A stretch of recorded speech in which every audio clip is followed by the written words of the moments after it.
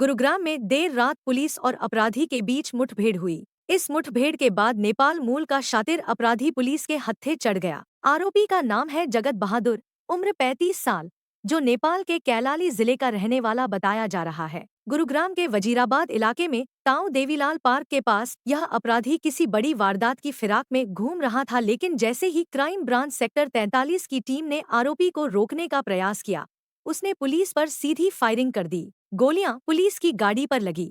Police ने आरोपी को आत्मसमर्पण करने की चेतावनी दी, लेकिन आरोपी लगातार फायर करता रहा। आखिरकार जवाबी कार्रवाई में पुलिस की गोली उसके दाहिने पैर में लगी और आरोपी मौके पर ही घायल होकर गिर पड़ा। घायल हालत में उसे तुरंत सेक्टर 10 स्थित सरकारी अस्पताल में भर्ती कराया गया। इस मामले में बीती रात को क्राइम ब्रांच सेक्टर 43 के इंचार्ज हैं इंस्पेक्टर नरेंद्र शर्मा। तो उनके पास एक सीक्रेट सोर्स से इन्फॉर्मेशन थी कि एक नेपाली मूल का नागरिक है जो कि काफ़ी चोरी की वारदात को अंजाम दे चुका है और सेक्टर 53 के एरिया में किसी वारदात को अंजाम देने के लिए घूम रहा है। तो जिस इन्फॉर्मेशन के ऊपर क्राइम ब्रांच की टीम के द्वारा उस एरिया में चेक किया गया, तो उनको एक नेपाली व्यक्ति सेक्टर 53 में पार्क जो है देवलाल पार्क है, उसके पास में एक नेपाली व्यक्ति दिखाई दिया। तो पुलिस के द्वारा उसको रुकने का इशारा किया गया।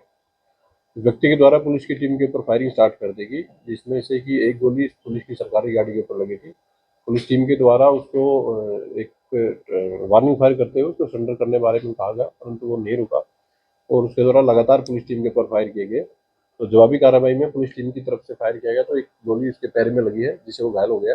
वहीं पुलिस को मौके से आरोपी का बैग मिला, जिसमें पिस्तौल, जिंदा कारतूस, लोहा काटने का कट्टर, प्लास और पेचकश जैसे सामान बरामद किए गए। घटनास्थल से 6 खाली कारतूस भी बरामद हुए, जिनमें 4 आरोपी के और 2 पुलिस के चलाए हुए थे। एफएसएल और सीन ऑफ क्राइम टीम ने मौके पर पहुंचकर पूरी जांच की।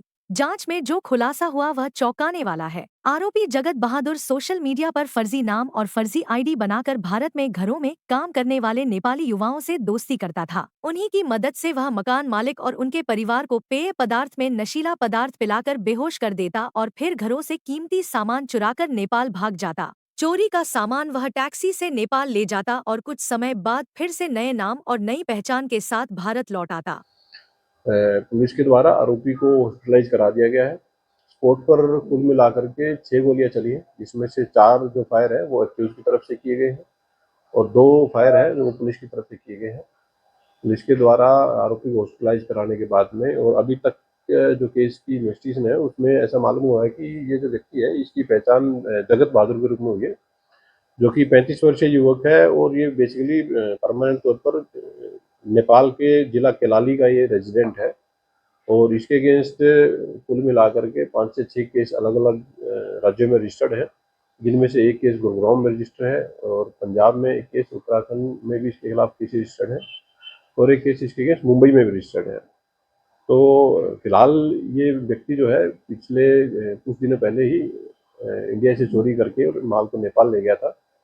वहाँ नेपाल पुलिस के द्वारा इसको पकड़ लिया गया था। इसकी एक महिला साथी थी, तो इन दोनों को ही उनके द्वारा अरेस्ट करके जेल भेज दिया गया था।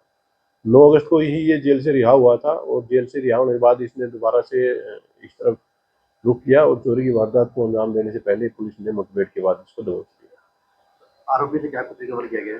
जो एक्यूज है उससे स्पॉट पर जिस वेपन से उसके द्वारा फायर किए गए थे, एक वो पिस्तौल, एक जिंदा कारतूस और इसके अलावा जो इंस्ट्रूमेंट्स का प्रयोग वो चोरी करने के लिए करता था, जिनमें कि बेसिकली लोहा काटने का कटर, एक प्लास और पेचकस, और इसके अलावा जो स्पॉट पर कुल फायर हुए थे उनके खाली राउंड पुलिस के द्वारा स्पॉट से रिकवर किए गए हैं।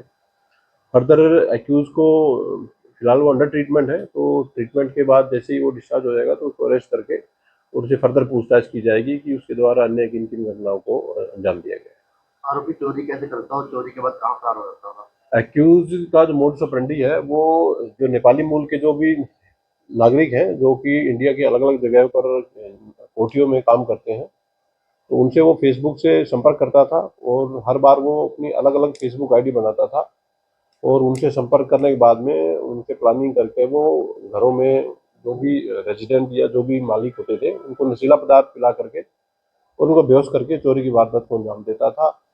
और एक्यूज बाई बस नेपाल से चोरी करने के लिए इंडिया आता और चोरी करने के बाद में ये टैक्सी के द्वारा चोरी के माल को लेकर के वापस नेपाल चला जाता था।